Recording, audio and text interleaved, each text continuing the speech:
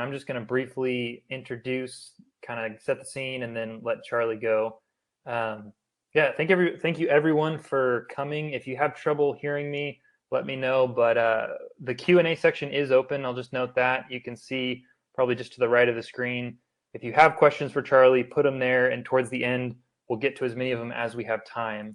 But Charlie's got a fantastic story he's going to share with us today, and is also going to share some very specific tips and pieces of advice for the out-of-home VR space and for VR arcades in particular.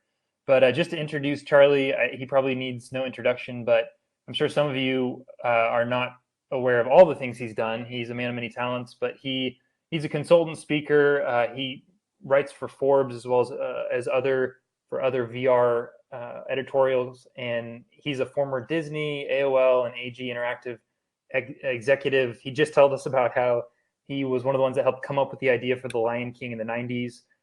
For the purposes of this talk, we're excited because he was one of the early pioneers of virtual world entertainment, which, as many of you will know, is most famous for Battletech, and that's part of the story of this for this webinar. He's also the author of Fink's Metaverse, which is an AR enhanced guide to VR and AR, and we'll share that link and make sure you guys can take a look at that if you want.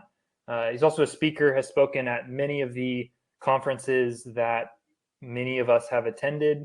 He's also, didn't realize this, but also a live theater producer in New York City and the producing artistic director of the New Musical Foundation. So suffice to say, Charlie is a prolific innovator and a real pioneer for this industry. So I think it's worth dialing in and paying attention and even taking notes, because some of the lessons, both positive and negative, that he learned way back in the 90s are just as relevant, if not more relevant today as they were then. And so I think some of the things, especially on the back half of his talk, are going to be really important for some of us in this industry to pay attention to, just to make sure even that we don't repeat some of the mistakes, and that we look at the lessons of history to do better in the future. So with that, Charlie, I'll let you jump in and let me know if you have any trouble getting your slide deck up.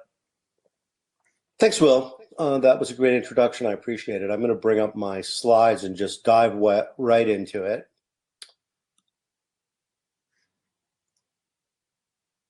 Here we go. I'm going to go full, so hopefully you won't see me. You'll just see the slides. Great. Well, thanks for dropping in to hear my story. I love telling this story. It was a special time in my life. I worked with close friends.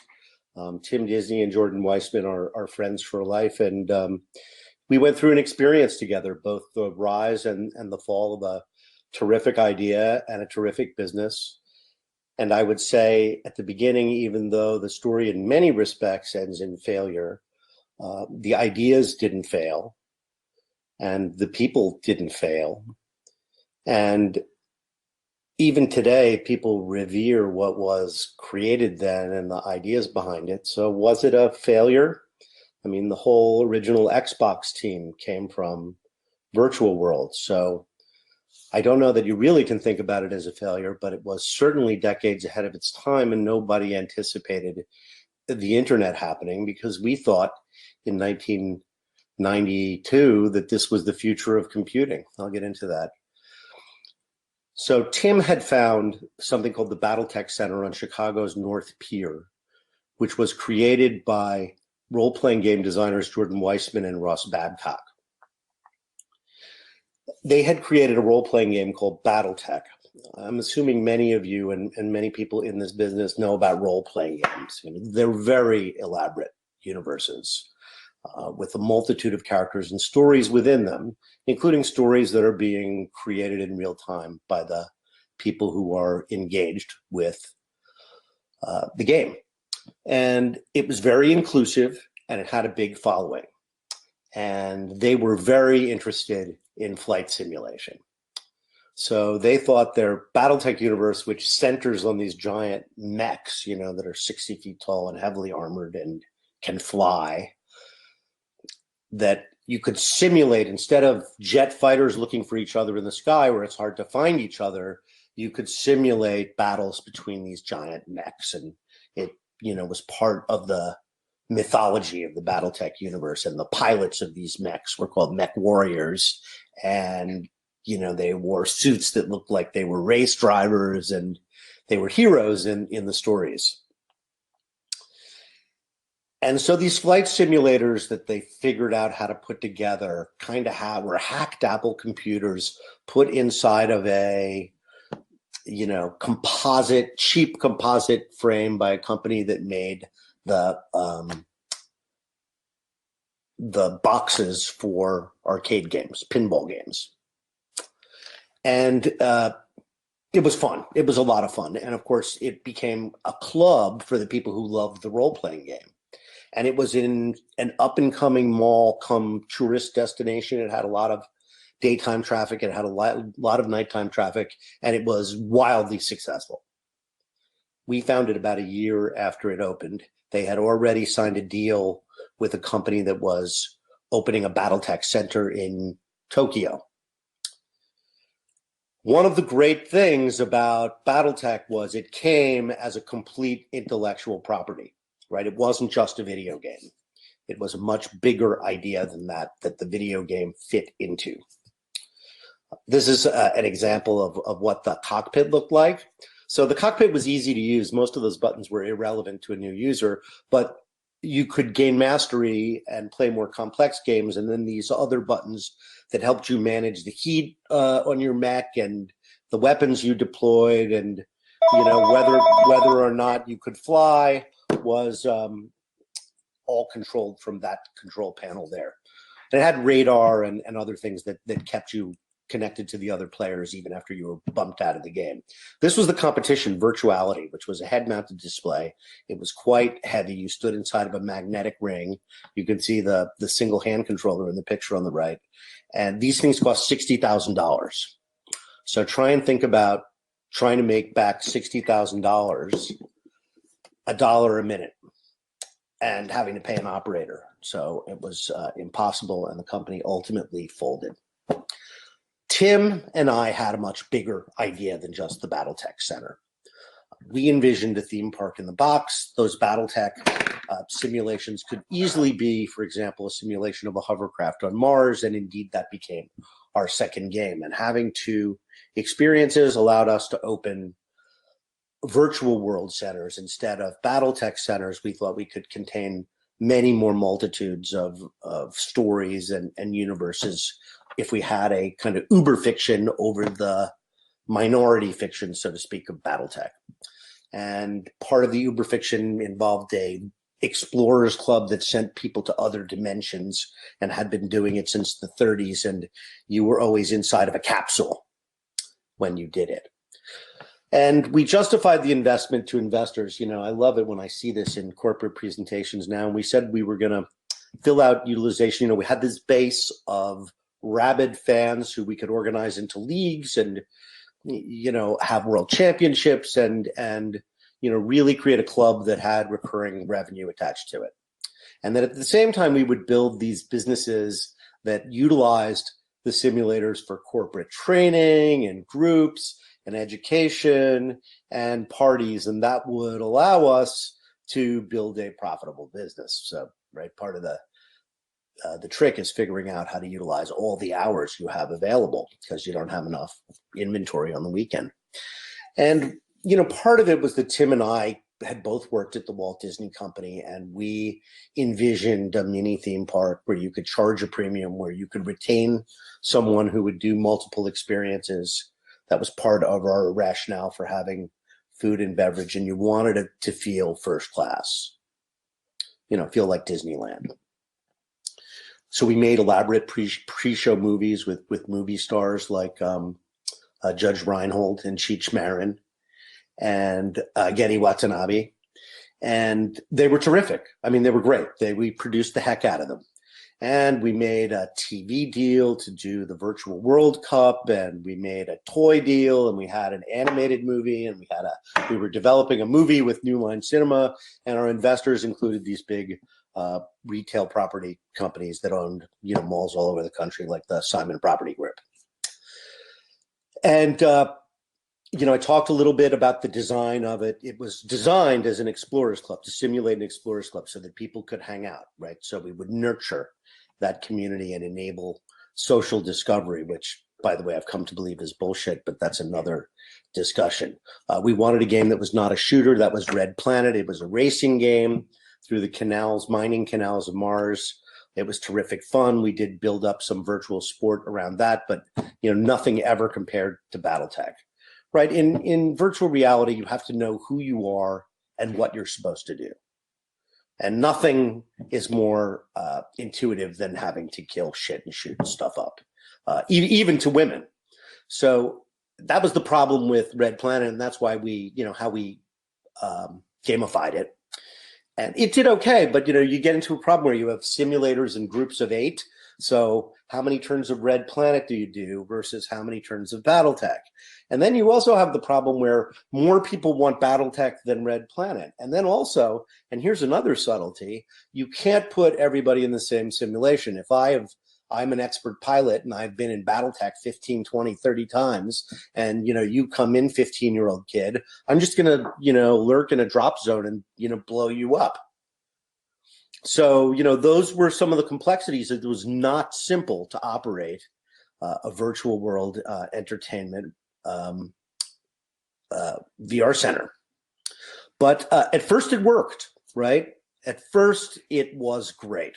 Wait, here, let me show you this. This is what the virtual world looked like, right? So you see the expensive theming, you see the decor, the reception area that's stuffed with merch, the special mission briefing room. This is the Explorers Club Lounge. God, these 90s pictures are so bad. That's what I got from the internet. So in the upper left here, you see the design of the Yokohama pods. They had nothing in there in terms of, it was just a concrete room with some, random sci-fi shit like Launch 7 Bay painted on the walls. And then they had those, cheap simulators with, TV monitors inside. And we freshened it up, as you can see in the middle photo. We freshened it up. It was essentially the same technology, but ultimately we built a very advanced simulator that is still in use today in certain specialized situations. So, and you can see we did first-class art. I mean, art like this is not cheap. I mean, everything we did was mad expensive because we had this Disney aesthetic. And, we also had to produce software for these simulators. So, imagine amortizing the cost of producing, a first-class PC game across, a few dozen simulators. So there was a lot of pressure to build quickly to amortize the expensive cost of development. And then we spent a lot of money on our pre-shows, $500,000. I mean, you could open 10 VR centers today for $500,000. We used print and radio advertising. We were thinking of ourselves as a big company, even when we weren't a big company. We had raised a lot of money. But a lot of our expenses made no sense. And remember, we're adding every expense and complexity we add is on top of the complexity that I explained of balancing the needs of expert pilots with people having new experiences and trying to figure out how much Red Planet versus Battletech you wanted to do. There would be certain centers like the Battletech Outpost in Houston that only rarely ran Red Planet. They would run it on request. So it makes no sense to have food and beverage in a VR arcade or any kind of a VR attraction. You don't have enough throughput. And as much as you want people to hang out, they're not really going to hang out. And if they do, they're hanging out watching their friends play games. Having any kind of retail merchandise is just stupid, waste of money.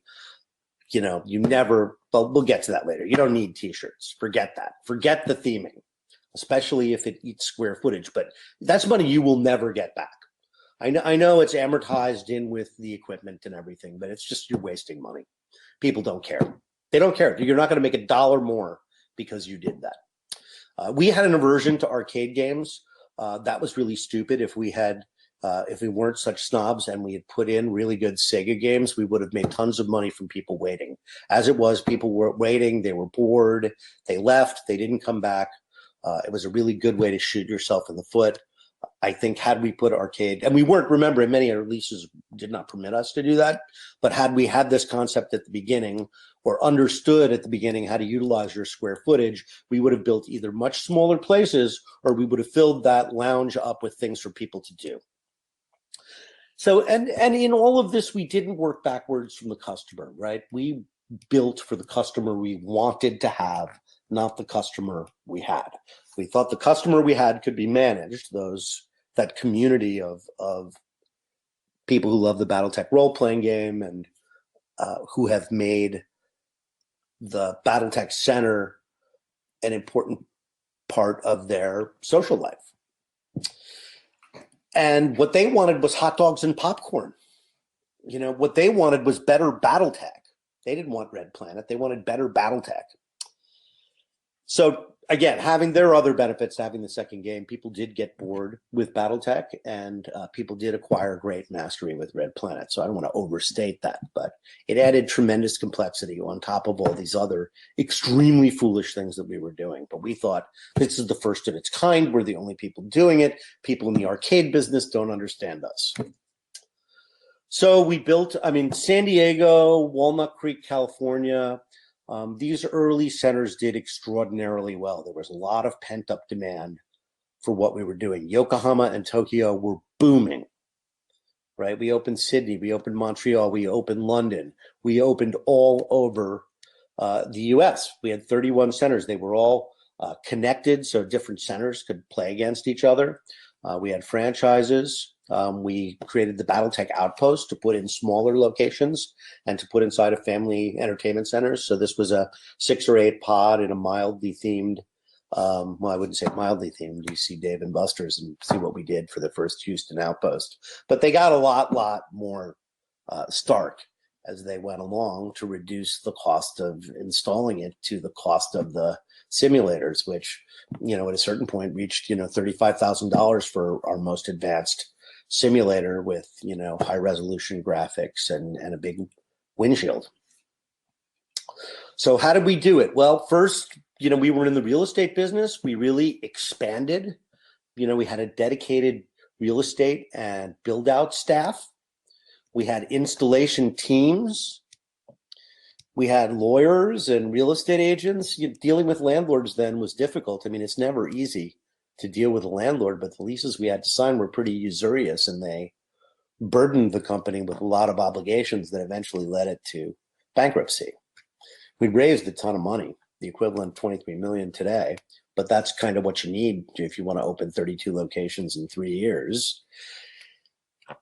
That is super fast in retail. Retail, moves at the speed of motor vehicles. So it's very hard to get deals done with landlords and to move in. It can take a year to do a lease. And a lease always, in those days, obligated you to a 5-year lease. So if you're personally liable for a 5-year lease as you're listening to this webinar, I will not blame you if you go commit suicide right now. The passion of the players in our centers was amazing. We really, I think, did a good job of holding that group together. But after the first 2 years, it started to become hard to maintain it because we weren't adding people to that group of dedicated mech warriors and what we used to call slags or Red Planet pilots. We weren't replacing those passionate users who would spend several $100s a month easily with you and constantly bring their friends and their social life to your location. And that's natural. People are going to leave, but we weren't replacing them. And there were problems, right? There were better consoles came out. The world kept moving forward. Personal computers got more powerful. But most of all, there was this little thing called the internet. And suddenly people were staying home at night. And, cable was getting better and better at that time. I don't think the people on this call realized that cable was, 50 mediocre channels in 1993. So by 1996, 1997, you were getting into an environment that starts to resemble the world we have today. But the games were great, and just couldn't be sustained against that kind of competition. That's competition you can't control. So when the decline starts, you think you can change it, right? You have various discounting schemes. You decide the reason people are staying away is because it's too expensive, or at least that's what they tell you. But that's not true. People aren't going to your location because it's $8 instead of $10. And once you give somebody a discount and you give a regular discount, they'll never buy another game until they get that discount again. They're willing to wait for it. That's what happened in San Diego. People said, "I'll just wait for their next special." Where were you on Saturday night? I'm waiting for your next special. So you're just reallocating your revenue to a different time and place and giving away more of it. I am a believer, and I'll get into this, in adding value, not a discount. So if you think you're charging too much and you should charge a discount, why don't you add value?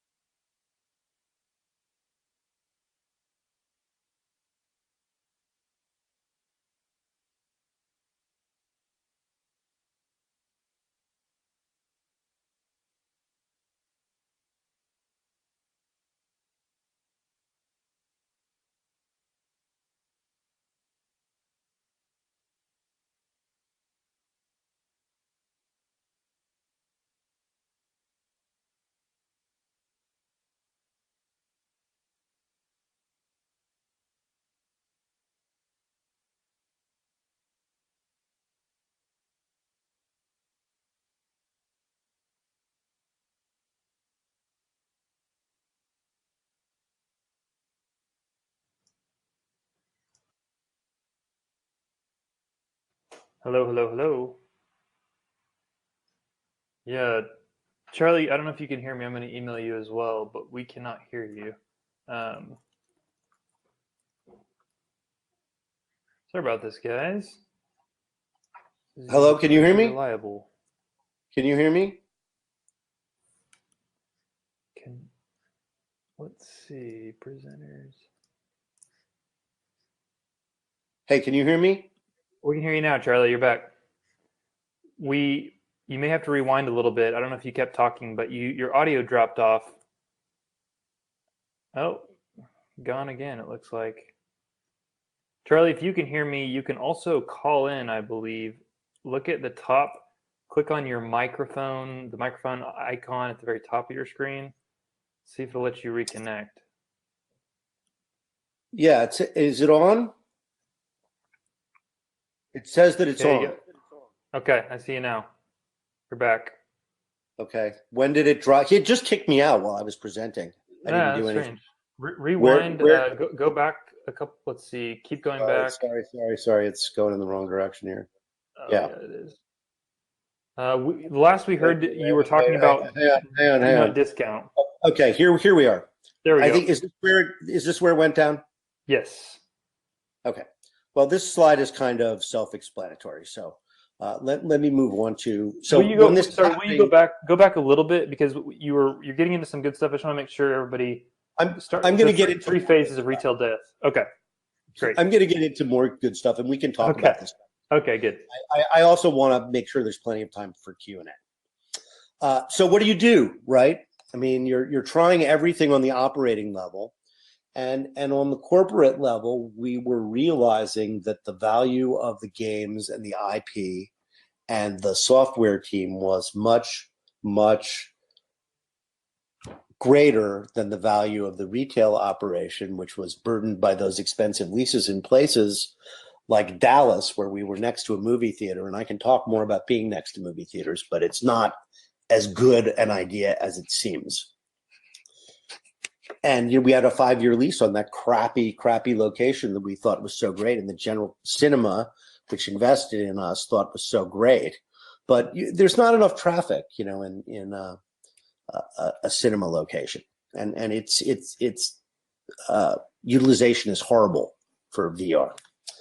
So around that time, I fortunately got recruited by AOL and I left, which was good because I saw that the retail company was about to take it on the chin and I was not needed for the operations of the software company.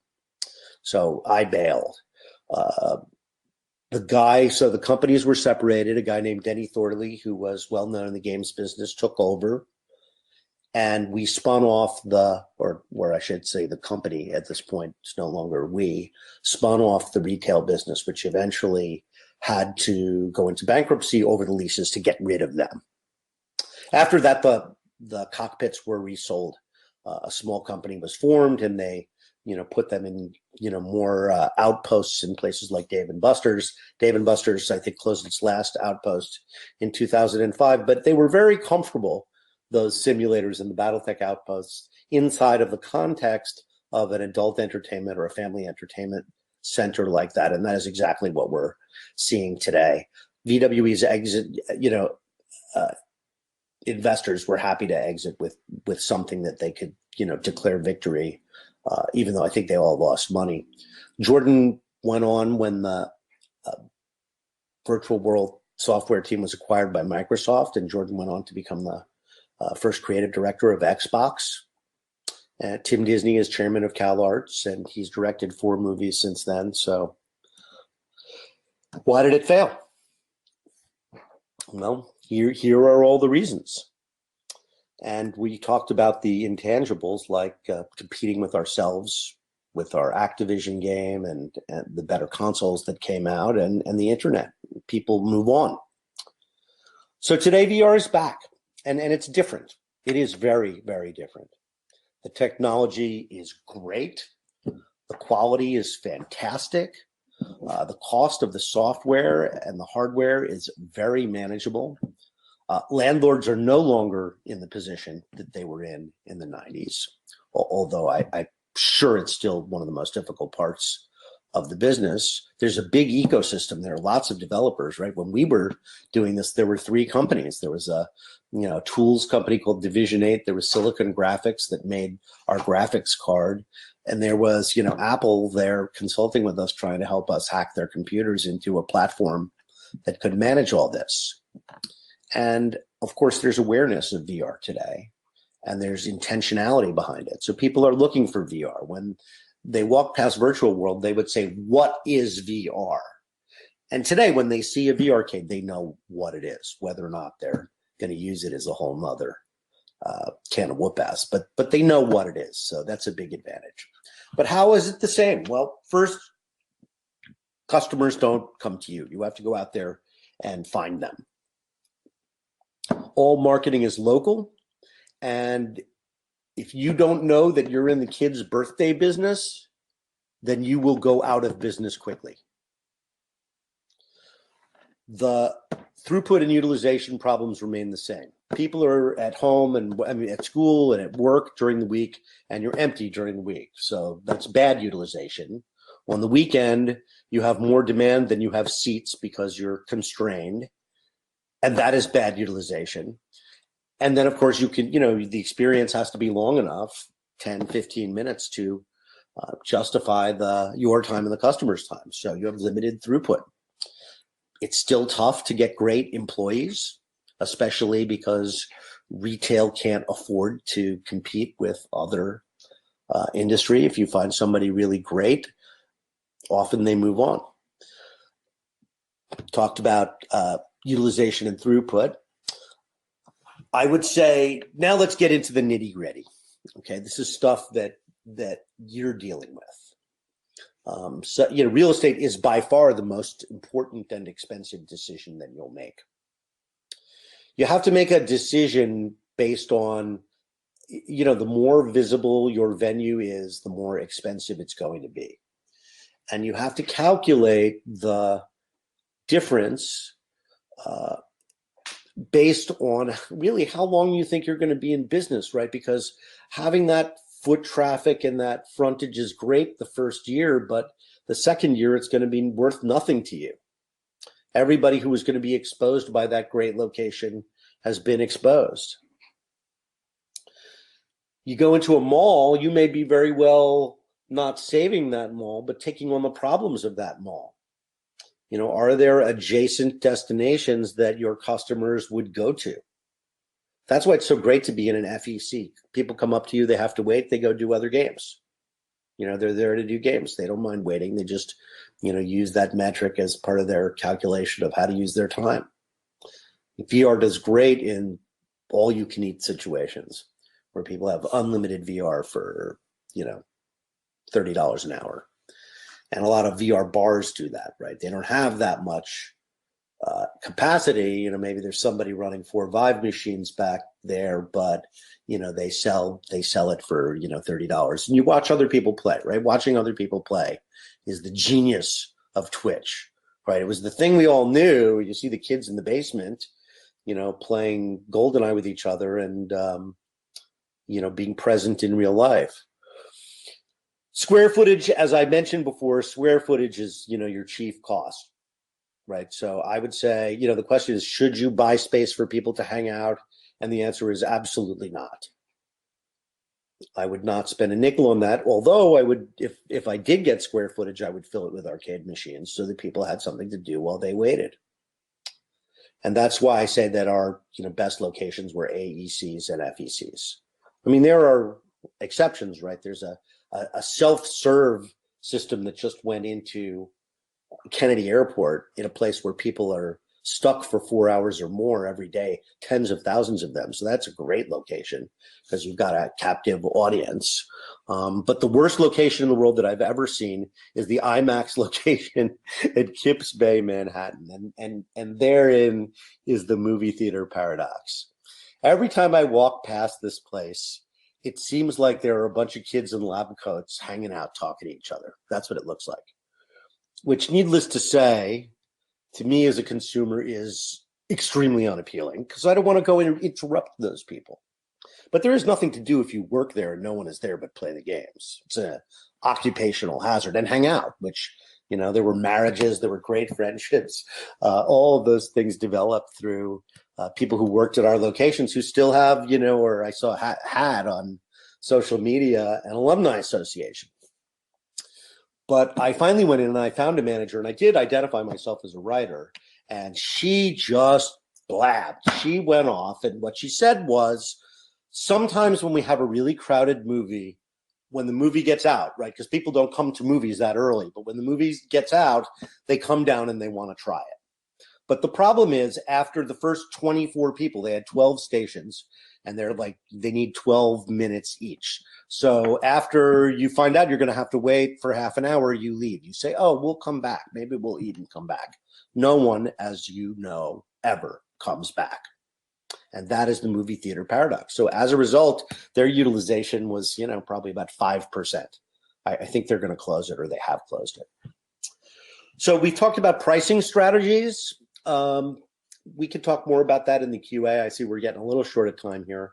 I'll put these slides up somewhere on SlideShare so you guys can see them. But the models are, that pay by the minute, which most of you are probably using, where, when you buy an hour, it's $40 instead of $60. Some people sell day passes, right? So you can only buy by the hour or by 2-hour chunks. And then there's the membership model where people can get all you can eat during the week when you have low utilization. And the other model, which is kind of the day pass model also, is the VR bar that charges a cover charge. People talk about discounting. Don't discount. Do what movie theaters do. Don't do any other discounting. Add value. Add a t-shirt. Add a second game. Do not discount unless you think you're charging too much money. Groupon is good, and it's good exposure, but again, the scale of the discount is disturbing. And you'll be surprised how few Groupon people you ultimately retain as regular users. All right, social media marketing. You can't do this without doing social media marketing full time. So that's another one. You can just get off and go home. This is the way you are going to find and interact with 85% of your customers 75% of the time. Number one, don't waste your time with Facebook. I'm actually an expert in social media, and I'm happy to consult with anybody about this, but don't waste your time on Facebook, and do waste your time on Insta, Twitter, and Snapchat, but you have to know how much and what to post. I can get into that more. Don't waste a second on Facebook, and be an expert, because your job really is curation. That's your value. You want to be so valuable as a curator, you continue to have a relationship with people who have headsets at home, and do things in your venue compelling enough to make them come there, even though they have a headset at home. And hopefully I'll have time to tell you how to do that. But never forget, everything is local. Giving away, hour-long parties at charity events where they do silent auctions is great. Those tend to be, and those people will also bring kids for birthday parties. Group sales are generated by the people who bring their kids for birthday parties and see how great it is for adults, and then they bring the people from the office. Do make donations to charity, churches, youth groups, and local sports teams and PTAs. That's where your customers are, right? You have two groups of customers. One is your regular customers. Those are generally adults who get themselves to your location because they want to do VR there. And then you have this other group of customers, which is kids. And then you have this tiny little segment of people who are just going to walk in because they saw the words VR. But the longer your venue is open, the less you're going to see those kinds of people. So you're really talking about the other groups. My final advice: you have to decide if you're a destination for your users or if you are there for casual traffic. And that's going to determine everything about your theming, your signage, your build out.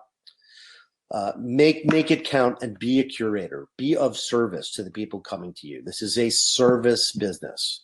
And I say that knowing that you're trying to get down to having one operator, but have that one operator find out who the people are and continue your relationship with them in a positive way by giving to them and not asking anything returned. And what you're giving them is curation, because you are their local VR expert. And, you've got to be a curator. You've got to promote great experiences. And, again, that's a reason to get somebody who has a system at home who wants to try a new game because you're recommending it. And we could talk about hardware upgrades, but people still operate the System 3 Battletech pods. As you can see, they're beautiful. They kind of sell themselves. They're called the Lozenge. They were designed by Frog Design, and they have these fantastic parabolic mirrors that create a fantastic 3D effect. And then, there are groups of people, and even a location still in Houston Outpost. And as you can see, these are people who are very, very dedicated to the game. They love the game. So that's the whole presentation. There was a lot of content there. So let's try and get to some of your questions. Yeah, I'll do that. I'll jump in. And first, I did want to just pull up a slide so you guys, hopefully nobody has to leave early. We've got some great question and answer section. I think it's going to be helpful for everybody. But just so everybody has it, here's Charlie's contact info, as well as if anybody's interested, Springboard VR, we're hosting this.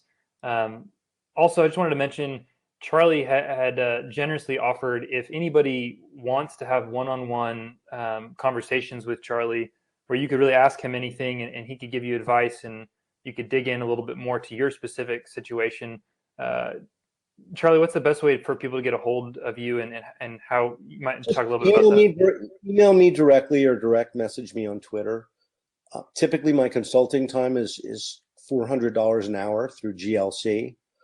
But for the purposes of the operators on this call, I would do it for $250 prepaid on PayPal. But then we'll spend an hour just talking about you and your situation and my recommendations and what you can do. And I have certainly some contacts, and if I have any that'll benefit you, I'm happy to pass them on. It's certainly in addition to contacts at companies that are selling hardware and games, and like Springboard. And and consultants who might be able to help you build your business in other ways through marketing or operational improvement. So No, anyway, with that said, let's get to the question. Would highly recommend doing that. Charlie, in an hour, could probably get you provide more value than you spending, days and days working on stuff. So there's a lot of this I would, that I would comes also with say, experience. I would also say, and this is general business advice, use consultants because they don't give a shit about you. Seriously, it's worth it, especially if you're struggling. Bring somebody in and say, help me figure out how to make more money. Here's whatever it is, $1,000, $5,000, whatever you have to pay them. A good consultant is going to charge you more than you want to pay. I promise. Yeah. But you have to think about $5,000 versus my business failing. Yeah. Or if your business is failing, do you want somebody to confirm that? I think that would be a good idea. So again, it doesn't have to be me. And in an hour, I'm probably not going to be able to look at your balance sheet and consult on other matters, but we could certainly have a talk that is a lot like this one. So let me get to the questions. Can you resend me the email that has the link to the? I'll actually go through them if you want. That way. Yeah, sure. Do you want to just serve them up one at a time? People here. I thought I could just read them out. That way everybody knows. Yeah. Perfect. And while I'm doing that, if anybody wants to tab over to the Q&A and upvote any particular ones, feel free to do that. I think, Charlie, just starting out because we had a lot of you emailed questions, so we consolidated some of them. I think a consistent question everyone has had is on the pricing question. It was at Springboard, we've done a lot of surveying and looked at a lot of back-end data and have seen some of the same things you're talking about, Charlie, about that conflict between throughput and needing to be busy on the weekend and then being slow during the weekdays. And so a lot of our customers are, have more stations so that they can drive more traffic on the weekends. What for you, when you look at the pricing question, you'd mentioned in that slide that sometimes a blend of different modes or different options for the current, landscape for VR arcades or for FECs. What do you see being an attractive combination of, individual experiences with memberships? If you have any thoughts on that, because that's a really key question everybody's asking is, what do we charge? Here's what I would say. In your retail location, you have to have very strict pricing. As I said, you should. Don't you think movie theaters have been trying this? You think you're the first? This is the first business to struggle with this question. Look at what movie theaters do. There's an off peak and there's a peak, and there's a couple bucks off for seniors and students and military. That's it. Yeah. I'm not even sure I'm a believer in discounting it for first time people, because they're more likely to pay than a person who's done it a lot. So I'm not sure I believe in that. I think, come in your first time and get a t-shirt. Add value, don't devalue what you're selling. That's good. So I really, really think that once having done this, in 30 places, I can tell you it's the same in every place. And then you start talking to, again, I shouldn't be the only retail expert that you guys are talking to. I know a lot about LBVR, but there are people who know a lot about selling in public, which is what you're doing. Yeah. So, did that answer the question? That's great. Yeah, and I'm thinking we can popcorn around to, Yeah, I just think that what you're going to find with discounting is you're going to move utilization around your discounting. So let's say one of the things we did was we discounted the off peak even more to get those to take that labor to those other hours. And what we found was we made exactly the same amount of money. We didn't fill the empty time, the times that we had opened up, and we didn't make more money on the other time. In fact, we might have misused it. And probably in that case, what we started to do at the end is you just close on certain days, right? You just close Monday through Wednesday. It didn't matter. Yeah. We'd open it up if we had a party, but it didn't really matter. It didn't pay. So, that's a calculation you have to make also based on your location. If you don't have any traffic on Tuesday afternoon, I don't know that there's anything you can do about that other than the direct sales of that for a special event. And the way you sell special events is to be out of the office doing marketing. So, I mean, marketing is a full-time job. You're a small business person. You're an expert. You're passionate. You're the best person to sell it. There are ways to do that today. Social media has given, small business people an amazing platform to connect with their customers if used correctly, with great diligence and care and sincerity. And, because the most important thing in business today is to be authentic. The only reason you're listening to me is because you think I'm authentic. I am, but I project that. And if you project that to your customers, that's part of my brand. That should be part of your brand. And the way you do that is by consistently being of service. Don't ask for anything in return. Because when you do ask, you want it to be impactful. And when you do ask, you want it to be an appropriate exchange of value. So I'll give you a good example of what I would do if I were running a V-Arcade is I would look for events, like something going on in high fidelity. And I would make sure that I promoted that on social media and that my location would be a hub for people who wanted to do that. I would organize things around Rec Room, right? Rec Room is free. So you organize things around Rec Room, but instead of getting killed by a bunch of 10-year-olds, you can get killed by your friends who are at the next station. So you're curating that, you're organizing that. That's the value that you're adding. But don't discount the hours. Look at all the value you just added. Next question. It's good. It's really good. That's a big one. I think maybe pivoting a little bit to content. So there's been a number of questions. It's one of the top upvoted, and we had a few questions sent in like this. Talk about arcade specific content. So content, obviously, right now on Steam, most of it is designed for in-house or in-home. There's starting to be more developers developing for the out-of-home space. From a developer's perspective or even for arcade, what's important? As it happens, level one of most games on like Viveport is, an arcade game. And you just play Pirate Trainer until you're dead, until you run out of time. So from your experience with Battletech and everything else, is there a couple key things to be looking at when you're thinking about content for the out-of-home space? Well, you're never going to get there in a V-Arcade if it's only about games. That, in my opinion, I think if it's only about games, you're ultimately going to lose to the console. So VR is about being present in other places. So your curation is very important because you have to show people Rec Room. You have to show them high fidelity. You have to show them, these incredible worlds that they can visit.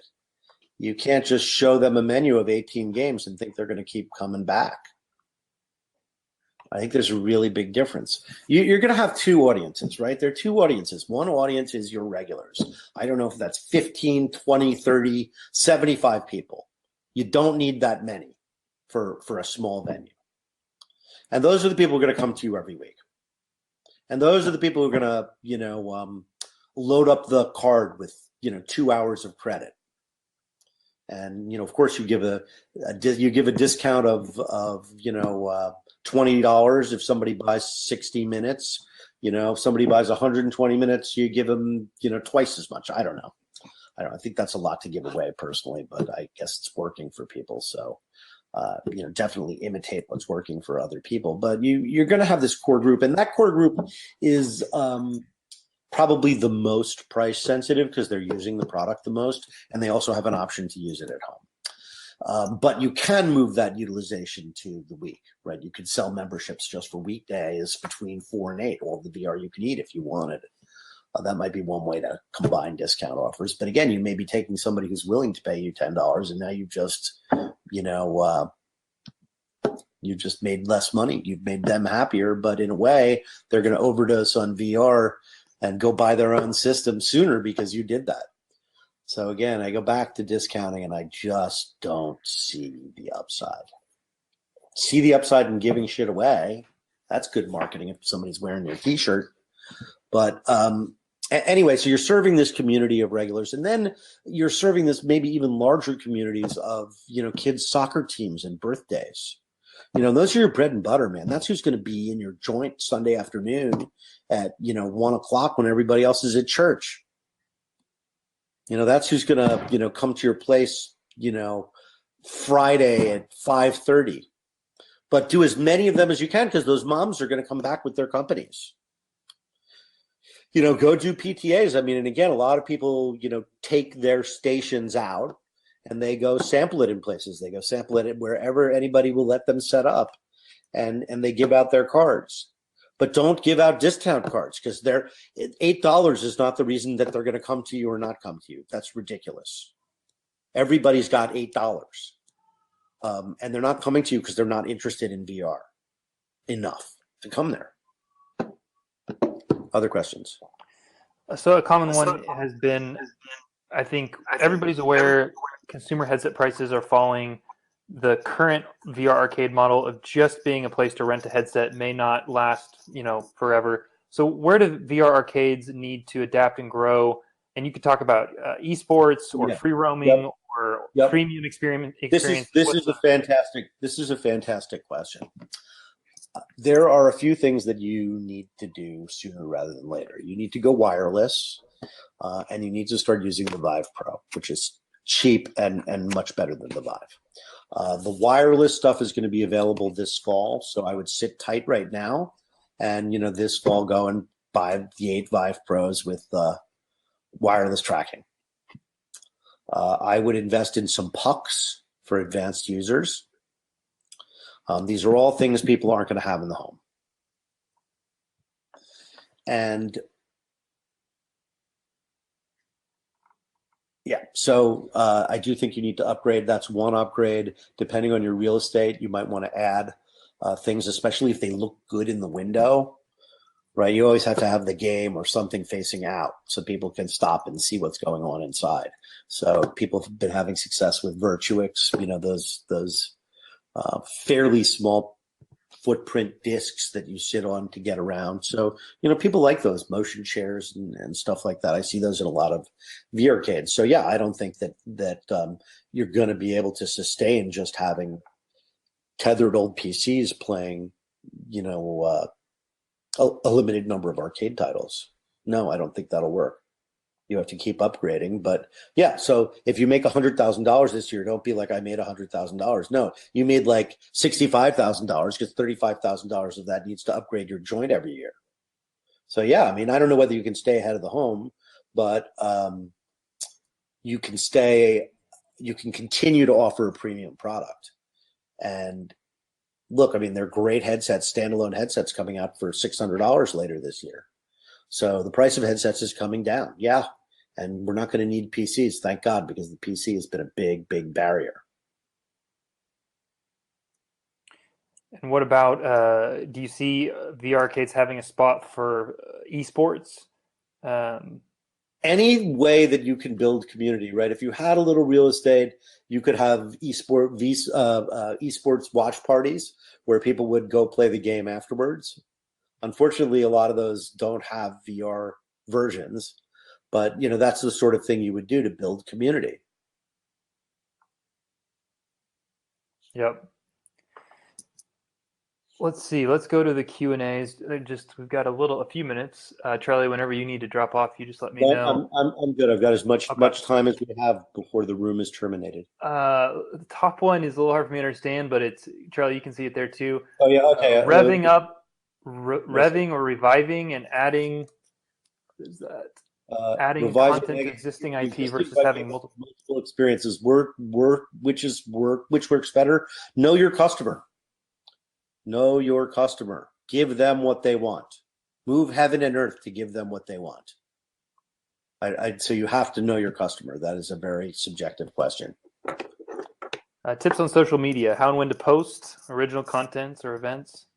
You don't have to keep posting original content. You have to post content that you think is timely and relevant to your followers. So, but you don't have to make that content yourself. Like I said, I would encourage people to get Gary Vaynerchuk's book, Jab, Jab, Right Hook. What kind of traditional marketing do you think works the best? It's social media marketing. Sorry? Oh, let's see. Keep going. Where are we? Is there any kind of traditional marketing avenues that do work? I think the question is which marketing works best. You said social media. I'm telling you, targeting kids' birthday parties and social media is what you should do, Yep. and out of store demos. Good. I mean, take the VR to where the people are if they're not coming to you. Yep. You talked a little bit about this destination versus foot traffic. Do you have I mean, I think it really is case by case. I think, but again, I mean, is the foot traffic fresh or is it just your local mall? Because if it's just your local mall, you're going to become wallpaper to people pretty quickly. If you have a lot of tourist attractions, you're next to a movie theater and a family entertainment center, that's pretty good real estate right there. John Warden, who used to work with me at Virtual World. Hi, John Warden. It was groundbreaking. We were way ahead of our time. The Amiga boards we had. Yeah, the sites were linked together. How can we ensure that Virtual World's contribution to virtual reality are properly reflected in history? Well, you'll be happy to know I included Virtual World in my book, so I'm doing my best to make sure that it's remembered. But I think in many ways it can be remembered like General Magic as a company that was way ahead of its time and was, in a sense, interrupted by the internet. And there have been companies that have been keeping VR alive, like Sega, Bandai, and Namco, after all of us left, and they've been doing it in FECs all over the world. So I don't know whether there's history books going to be written about location based. I'm going to keep writing about it, and certainly I'm going to keep talking about Virtual World. And look, I'll put this presentation up on SlideShare, so there it'll be up there in the internet forever. VR and social media. Let's jump into this one. For FECs getting into VR as an additional attraction, and let's just broaden this to, for anybody interested in getting into a VR arcade, do you recommend a turnkey solution or a DIY build your own? You have any thoughts? It depends who you are. I mean, it's very easy to do it yourself. I mean, there's, drop some pipe and drape and, buy some Vive stations and get with the guys at Springboard and get yourself, signed up for Square. Right? I mean, am I missing something? No, that's good. And I'll chime in that if anybody is interested or is looking for a turnkey solution and somebody to help you with it, I think that's not a bad idea. Somebody who's done it before, that's great. But why you would pay a franchisor 5% of your revenue, that's crazy. Agreed. And I'll just chime in if you can still hear me. Hey, Charlie, pay somebody can you hear me? $15,000. You could find somebody who's really good with the equipment and probably has some operating experience to do that, probably through your networks. I mean, I'm assuming you're a member of the VR AR Association and you have access to the Springboard community. I mean, it'd be easy to find somebody. Doing a turnkey solution is not a good financial proposition for you, but I guess if you're really inexperienced and you own other retail and you just don't know that much about VR, maybe it does make sense. I don't know. Well, and let me just chime in there. We've seen both cases, and for some people, turnkey is a good solution, and it doesn't have to be incredibly expensive. If anybody on this chat is needing recommendations, we have a couple guys that we really trust. So shoot us an email over on our Springboard website, and we'll get you in touch with them. Sometimes it can be cost effective, especially since they get bulk discounts on equipment, and there's a lot of the small nitty gritty that can mess you up, even like the cabling, harnessing, and the actual stresses and the. So if anybody needs it, just hit the Springboard website. There are a lot of tricks to operating in retail versus in the home that will save you a lot of heartache to learn about ahead of time. Yeah. Will this video and presentation be available for later viewing? It will be. We'll send it out to everybody. If you are on this, you'll get an email. What is the best way to market to marketing corporate team events? Social media and kids' birthday parties. Never let a mom leave there without a flyer or something talking about group rates for adults, corporate parties. That is the only way. Yeah. I mean, again, local chamber of commerce. I mean, those are all worth doing.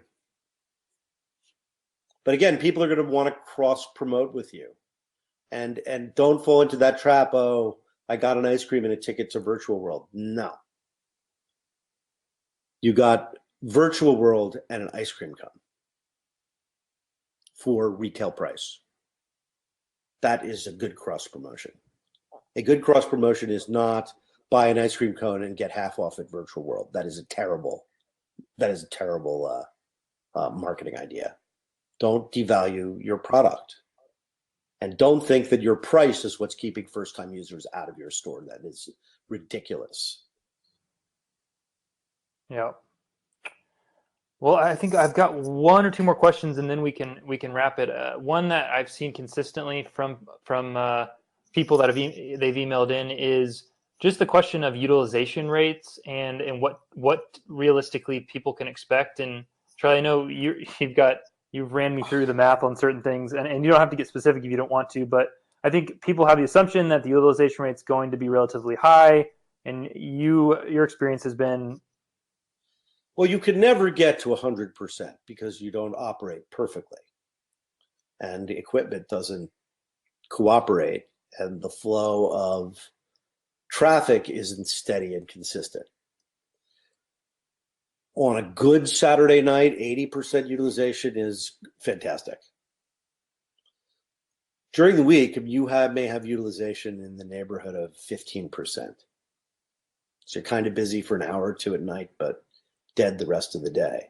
And so all those hours that you were open and had one person there, killed your utilization statistics. So utilization is good to look at by day, but Saturday has got to boom from noon to midnight. If you're not making, between Friday at 5 p.m. and Sunday at 7 p.m., you got to make 60% of your week, maybe more, 70%. Yep. Look at movie theaters, look at trampoline parks, laser tag, comparable. Because that's when people are available. Yep. Well, last question, and if anybody else has anything that's burning, I know the chat's going, so John Luke, let me know if there's anybody who's got anything urgent. But I think big picture, Charlie, zooming out a little bit, what are you excited about in the next, foreseeable future? And this doesn't even have to be specific to out of home, but just you are seeing the whole landscape. So what are you most excited about? Well, location-based VR is growing very quickly, and there are different kinds of AR, right? There's monocular micro displays, there's the HoloLens, there's mobile AR. So a lot of different kinds of AR, and there are a lot of different kinds of location-based entertainment. But location-based VR is here to stay, and the free roam locations are amazing. If you can do free roam VR, it is amazing. A lot of it you wouldn't do twice, so that's an issue with it. It has no potential for repeatability at all, and it's expensive. There are some places like Zero Latency that report that despite the price, they have successfully set up leagues to do free roam and kind of created an esport around it. But I think that the biggest trend is going to be large entertainment centers, and that's possibly what movie theaters will ultimately become, right? There'll be 2 giant IMAX screens. They'll charge a premium, $25 to see the IMAX movie, but they won't have that many movies. And instead, they'll have the Void, they'll have Dreamscape, they'll have a VR-cade, they'll have a bar, they'll have a restaurant. Those kinds of venues, it's a good place for VR. People have something to do while they wait. You are the people who walked in there, have walked in intending to spend a long time and wait and drink and hang out. And also to hang out and watch other people play, right? That's a really important aspect. You got to have monitors so people can see other people playing, particularly their friends. They might be standing in the hallway in the mall, but that's the most important thing, is that they're seeing their friends. So that's good. Hey, there's one more burning question. It looks like a lot of people upvoted in the chat earlier. We missed, and we didn't really touch on it in anything you had talked about earlier. But the question is, what advice would you have for VR developers, such as myself, who want to specialize in creating VR content for arcades? Well, I think there again are different kinds of customers at a VR arcade. If you're creating something for first-time users, then you would create something a little different than something that requires some acquisition of mastery, even if it's over the course of 2 or 3 games. The reason I like paintball and rec room is there's no acquisition of mastery. You're a master the minute you walk in there. But you don't have the strategy, and you don't know how the game works. You don't have any friends. So that's interesting to me, I think. As a developer, things like the Blue do fantastically well. I don't know why there aren't 10 experiences like that. I'm sure everybody on this call uses the Blue for first-time users. It's a totally mind-blowing experience. I wish it was 3 times as long. So I guess if I were a developer, I'd be thinking about that opportunity. But then, you look at something like Spheres, which probably most of you guys haven't seen, which is an amazing educational video about the stars, but it's not what you think. It's big time entertainment plus education. If I had that title in my VR arcade, I'd promote the heck out of it. People would walk in and be like, it sounds educational, but it's going to blow your mind. Yep. And, And the space station simulation. I would look at Lone Echo on Oculus Rift. I don't know if that's available, but I think that would be fantastic to be able to sell that. You could say it's the most popular game on the Rift, which it is. Why wouldn't somebody want to do that? Yep. And if anybody wants to talk more about that, I'm more than happy. I've talked to tons of developers just looking at, we've got 350 something arcades on our platform and kind of getting to see what's working and what's not working content wise. So I'm talking to developers almost every day about even specific things like just basic menu, making it easy to jump into, first time, minimizing the controller button usage. There's some things. I think the challenge developers face is that they're up against established IP. Yeah. And people like established IP, particularly first-time people, because they know what to do. And first-time people like to shoot things because there's no learning curve. And they're comfortable with that. That's what they expect to do in a video game, right? Your biggest problem is that people think they're buying a video game. And I think that the mistake that a lot of operators make is they try and deliver that. But you're never going to be better than a console game. It's never going to happen. Yep. I love using the example of my oldest son who loves to play sports games on his console. The Xbox head-to-head or whatever that's called, where you play sports games and strategy games against other people. He loves that. He doesn't think that game would be better with a headset. He doesn't see why he would use a headset for that. He's like, do you get to be the quarterback? Am I still there? You're still there, yeah. So I think you got to expand, to get somebody beyond that first game where it's, wow, that was a really great experience, shooting giant flies or whatever it was, and get them to the larger idea behind VR. And when they have that larger idea, when they understand the meaning of presence, then a whole world of options opens up to them, aside from these sort of level 1 of shooting games.